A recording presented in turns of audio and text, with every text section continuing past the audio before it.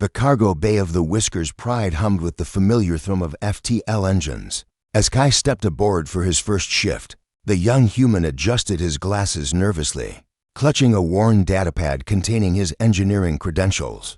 When the recruitment post had mentioned all-female crew, he'd assumed it was some kind of Earth military designation. He hadn't realized it was literal. Captain Daisy stood at the airlock, her silver-striped fur immaculate, amber eyes narrowing as she assessed the newcomer. She was Feliner, one of the Catfolk species that dominated this sector of the galaxy, and like every member of her crew, she'd never encountered a male of any species before. "You're the engineer?" Daisy's tail flicked with uncertainty. The scent coming off this human was different, unfamiliar. Her whiskers twitched as instinct warred with curiosity. "Yes, ma'am. Kai Chen, I specialize in quantum drive systems, and stow your gear in cabin 7B. Daisy interrupted, turning sharply. "We jump to the Helix Nebula in 3 hours. I expect those port stabilizers recalibrated before then." As Kai navigated the corridors, crew members stopped mid-stride to stare. Whispers followed in his wake. The Feliner were a matriarchal society where males existed only on their home world, carefully protected and rarely seen. The concept of a male working actually laboring on a starship was beyond their cultural framework. In the engineering bay, Kai found his workspace and immediately lost himself in the familiar comfort of machines. The quantum manifolds were misaligned by 0.3 degrees, enough to cause the shudder he'd felt during boarding. His fingers flew across holographic interfaces as he began the recalibration sequence. "What are you doing?" a sharp voice demanded. Kai glanced up to find the ship's chief engineer, a rust-furred Feliner named Zara, ears flat against her skull. "Fixing the stabilizers, like the captain ordered.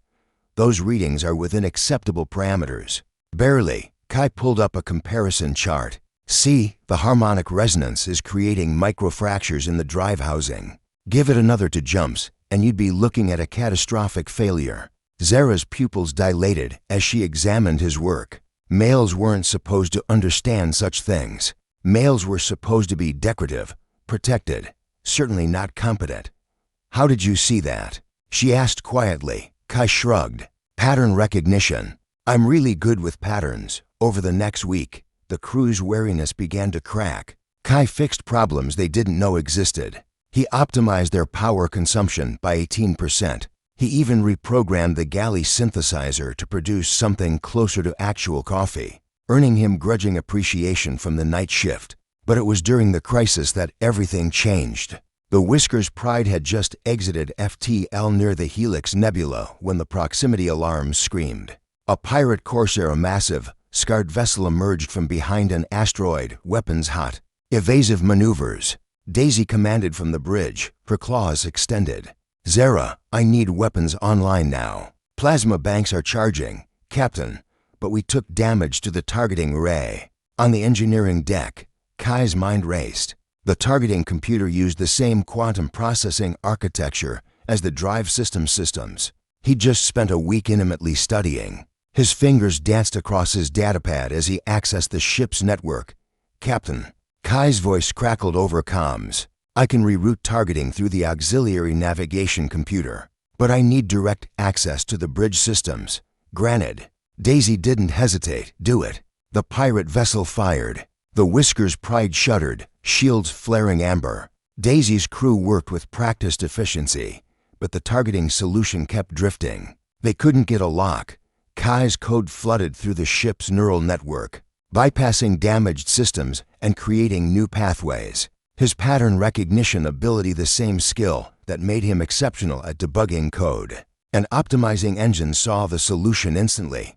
"Weapons online," Zara announced. "Targeting locked." The Whisker's Pride fired. Twin plasma bolts caught the pirate ship's engine assembly, and the corsair tumbled away. Trailing atmosphere and sparks, the bridge erupted in celebration. Daisy's tail stood straight up in triumph, and her crew embraced each other with relieved laughter. Later, in the captain's ready room, Daisy poured 2 glasses of Feliner brandy and offered one to Kai. "You saved my ship today," she said simply. "I judged you before I knew you." "I apologize." Kai accepted the glass. "You weren't expecting a male engineer." "I get it. It's more than that. Daisy's ears swiveled thoughtfully. We thought males needed protection because they couldn't handle the challenges of the galaxy. But you humans, you're different. We're all different, Kai said. That's kind of the point, isn't it? Back on Earth, we used to have these same arguments. Who could do what job? Who was too delicate or too aggressive or too whatever? Turns out, individuals are just individuals. Daisy's whiskers twitched in what Kai had learned was amusement. A male philosopher engineer. What will they think of next? Probably a female one. Kai deadpanned. Pretty sure we invented those first. Daisy laughed, a genuine, purring sound that filled the small room. Your contract was for 3 months, Kai-chen. I'm prepared to offer you a permanent position. If you're interested. Kai thought of Earth, of his tiny apartment and part-time gigs fixing orbital satellites. Then he thought of the Whisker's pride, of Zara's grudging respect, of the vast mysteries of the Helix Nebula waiting just outside the viewports. I'll need to renegotiate my salary, he said with a slight smile. Naturally. Daisy raised her glass. To new perspectives, to patterns worth breaking, Kai replied. Their glasses clinked softly, and somewhere in the distance, the stars wheeled on in their ancient dance and changed. Yet somehow different now that barriers had begun to fall and